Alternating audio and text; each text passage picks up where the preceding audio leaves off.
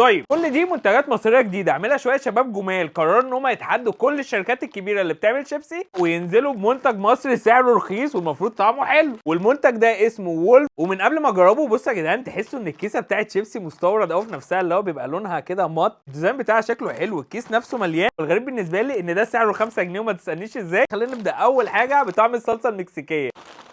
الكميه في القلب كتيره، يعني بصوا حجمه جنب وشي عامل ازاي. بدايه قويه قوي، بس هو الصراحه طعم الصلصه المكسيكيه ده هو اللي جامد. ويلا بينا بقى نخش على الطعم اللي بعده اللي هو طعم التشيكن بالكيس. يعني بصوا التشيكن وينج عامل ازاي بتاع ده بيقرمش اكتر من الباف. فنخش بقى على تالت طعم معانا، وده بصوا يا جدعان بطعم التشيز برجر. الريحه بتاعته غريبه، هي قلبه على البيك تيست، طعمه كباب قوي معرفش ليه. فنخش بقى على طعم الجبنه الخطيره. حلوه قوي الجبنه.